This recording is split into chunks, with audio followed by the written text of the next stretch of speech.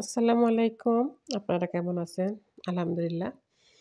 আপনাদের দোয়া এবং ভালোবাসায় আল্লাহর রহমতে আমি অনেক ভালো আছি। তো আমি প্রতিদিনের মতো আমি আরেকটা নতুন ব্লগ নিয়ে চলে এসেছি আপনাদের মাঝে।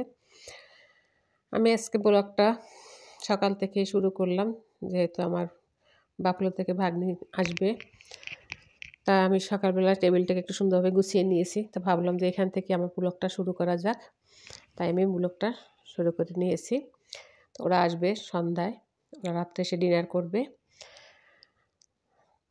তো আমার টেবিল সাজানোটা আপনাদের কাছে কেমন লাগে কমেন্টের মাধ্যমে জানা। আর এক আপু কমেন্ট করেছিলেন আমার টেবিলটা কোথা থেকে নিয়েছি। আমি যেহেতু আমেরিকা থাকি এখানে আমি অনলাইন থেকে টেবিলটা নিয়েছিলাম।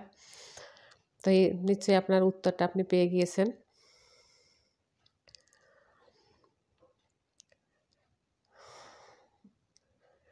দেশ এবং দেশের বাহির থেকে যে যেখান থেকে আপনি আমার ভিডিওটা দেখছেন অবশ্যই একটা লাইক দিয়ে দিবেন। তা আমি আজকে সারাদিন কি কাজ করব এগুলো আমি আপনাদের মাঝে তুলে ধরবো। তাই আমি রান্নার কাছে চলে এসেছি। তা আমি এই যে গরুর মাংসটা দেখছেন, আমি এই গরুর মাংসটা রাত্রেবেলা সুন্দরভাবে ম্যারিনেট করে রেখে দিয়েছিলাম সমস্ত মশলা দিয়ে। তা আমি সকালবেলা ঘুম থেকে ওঠার পরে আমি টেবিলটা গুছিয়ে নিয়ে তারপরে মাংসটা বসিয়ে দিয়েছি। তাই যে আমার গরুর মাংসটা আমি এটা সুন্দরভাবে কষিয়ে তারপরে আমি চুলার পানি দিয়ে দেবো। তো আমি যখন এর ভেতরে জলের পানি দেই বা রান্নাটা শেষ মুহূর্ত আপনাদের সঙ্গে একটু শেয়ার করব। দেখুন আমার গরুর মাংসটা কেমন লাগছে আপনার কাছে। কালারটা খুব মাশাআল্লাহ খুব ভালো আসছে। তা আমার ভিডিওটা কেউ স্কিপ করবেন না, আমার সাথেই থাকবেন এবং ভিডিওটা আপনারা ধৈর্য সহকারে দেখবেন। হয়তো আমার ভিডিওটা আজকে আপনাদের কাছে ভালো লাগতে পারে। যারা আমার ভিডিওটাকে সাবস্ক্রাইব করেছেন তাদেরকে অসংখ্য ধন্যবাদ। আর যারা সাবস্ক্রাইব করেন নাই তারা অবশ্যই একটু সাবস্ক্রাইব করে দিবেন। আমার গরুর মাংসটা ওদিকে রান্না হচ্ছে। আমি অন্য একটা চুলায় আমি যে জর্দা রান্না করার জন্য এই জর্দার ভাতটা আমি রাত্রে রান্না করে রেখেছিলাম। একদিন আপনারা আপুরা যারা জর্দা রান্না করেন তারা আগের দিন রাত্রে ভাতটাকে রান্না করে রেখে দিবেন একটু ফুড কালার দিয়ে। তাহলে জর্দাটা রান্নার পরে খুব সুন্দর একটা ঝরঝরা ভাব চলে আসবে, খেতেও খুব ভালো লাগবে। আর এখানে আমি জর্দা রান্না করার জন্য 2-3 রকমের বাদাম এবং কিশমিশ নিয়েছি। আমি ঘি দিয়ে রান্না করব। আমি এর ভিতরে ঘি দিয়ে দিব। আর দেখুন এই যে একটু ঘি দিয়ে দিলাম। এই ঘিটা কিন্তু আমি বাসায় নিজেই তৈরি করি। আমি বাজার থেকে কখনো ঘি কিনে খাই না। আমি নিজের হাতে তৈরি করে নেই। তাই যে আমার জর্দাটা রান্না করা শেষ। মাশাআল্লাহ অনেক ভালো হয়েছে। আমি যে বলেছিলাম যে ঝরঝরা হবে, এটা অবশ্যই ঝরঝরে হয়েছে। এই যে আর এদিকে যে গরুর মাংস অন্য চুলায় বসিয়ে দিয়েছিলাম, ঝোলের পানি দিয়ে দিয়েছিলাম। আর এই যে আমার গরুর মাংসটা অলমোস্ট রান্না করা শেষ। তা আমি বিনস ভর্তা বানাবো, তাই এই বিনসটাকে সিদ্ধ করে তারপরে আমি সিদ্ধ করার পরে আমি এটা ব্লেন্ডার মেশিনে কাঁচামরিচ, রসুন এবং পেঁয়াজ দিয়ে সুন্দরভাবে ব্লেন্ড করে নিয়েছি। এখন এটাকে চুলার পরে দিয়ে হালকা একটু তেল দিয়ে সুন্দরভাবে নেড়েচেড়ে একটা ভাজা ভাজা করে নিব।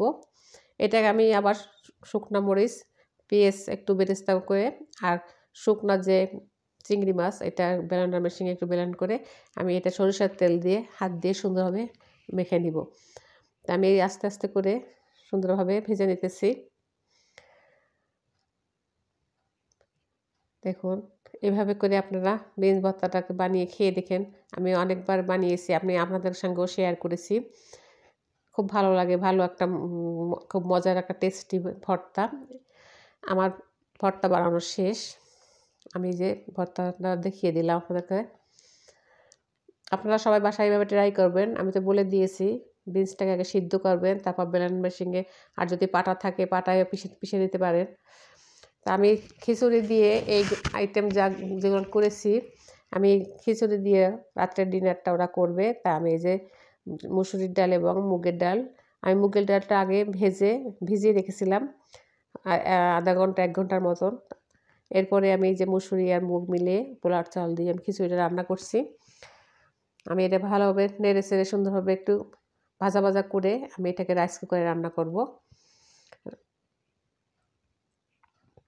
আমি যে ভাজা ভাজা করে নিয়ে নিলাম, এটাকে আমি এখন রাইস কুকারে দিয়ে দিব। আমি আজকে একটা কেক বানিয়েছি। আমি সেই কেকটা সম্পূর্ণ রেসিপিটা শেয়ার করিনি। আমি এই মোল্ডটা কিনে নিয়ে এসেছিলাম দেখুন ওয়ালমার্ট থেকে। তা আমি আজকে প্রথমেই ট্রাই করে দেখলাম যে কীরকম হয়। মাশাআল্লাহ অনেক সুন্দর হয়েছে আমার কেকটা। এই যে দেখুন অনেক সফটও হয়েছিল। তা যেহেতু মেহমানদের জন্য বানিয়েছি তাই আমি কেটে দেখাতে পারলাম না। এই যে দেখুন আমার কেকটা অনেক সুন্দর হয়েছে। আর বেগুন ভাজি করেছিলাম, বেগুন ভাজিটাও আপনাদের সঙ্গে শেয়ার করি নাই।